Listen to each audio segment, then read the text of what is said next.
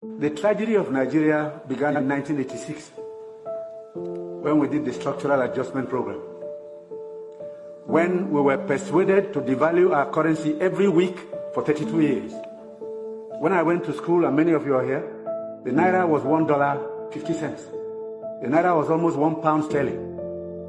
They came here, persuaded some brilliant men from Harvard and the World Bank that weekly devaluation was wonderful.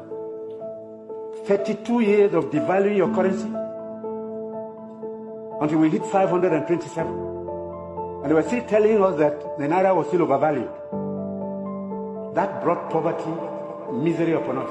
Now, we know how it happened. We know why it happened. But we don't yet know who allowed it to happen and why they allowed it to happen.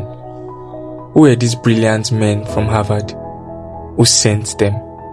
Who benefited from the nation's woe? Who sold our tomorrow for their today? How did they benefit from it? How can they be stopped? So many questions, but very little answers. To answer all these questions, we need to first go back to the year 1986, or rather, year 1985.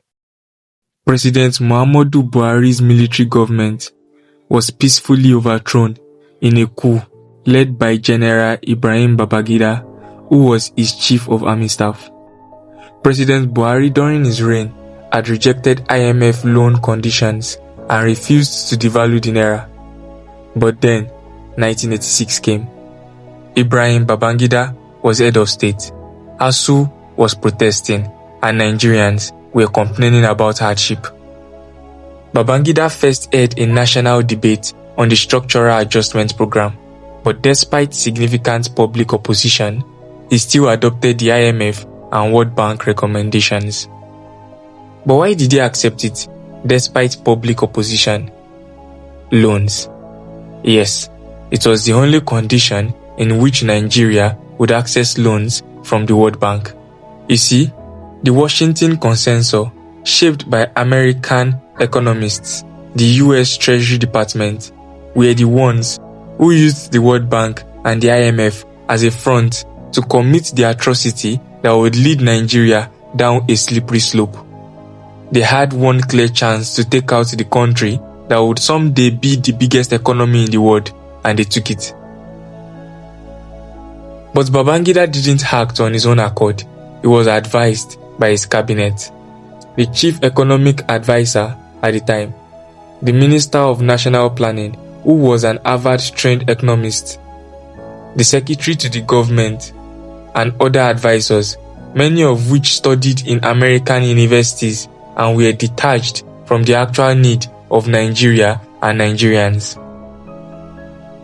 The advice they gave led Nigeria down a slippery slope and helped turn their own families into elite. New billionaires emerged because when the Naira was devalued and second-tier foreign exchange market was created, those with government connections were able to get foreign exchange at official rates and sell at black market rates. Government officials sold share in companies. Government insiders and their associates bought profitable state assets at discounted prices and sold it at premium prices. Their children got access to import licenses, banking licenses, oil block allocations, and not to talk of the foreign education funded by their parents' wealth. The same people who advised the government were positioned to profit from the policies. Many were educated in Western institutions. They absorbed Western economic ideology and then returned to Nigeria with World Bank and IMF connections. The children and relatives of the 1986 elites are so powerful that even the richest black man on earth was almost stopped by them. Then we have the people who benefit from policies that negatively affect the Naira. To solve the problem that we find ourselves in, we need to first know that we have a problem. That part I hope I have done. Now, we need to study how other countries who were in the same predicament as Nigeria solved theirs. Malaysia solved theirs by introducing strict capital controls. including restriction on moving large sums of money across borders, and they recovered faster than countries that followed IMF prescriptions. Vietnam overcame by investing in education and focusing on manufacturing and exports. China is a popular success story too. Nigeria must stop taking loans with bad conditions attached. Nigeria must make it harder for elites to stash wealth abroad. Nigerians need to stop importing what Nigeria can produce. But if the cabals prevents that, the government can at least provide cheap loans for local manufacturers and impose heavy tax on imports that compete with local production. In the area of agriculture, the government should subsidize farmers directly and not through corrupt middlemen. Agricultural products should be processed locally. Nigeria needs to stop exporting raw cocoa and import chocolate. Instead, they should process raw cocoa and export chocolate.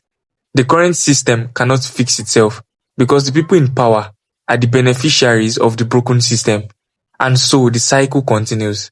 Pray for Nigeria. At this point, only God can help Nigeria.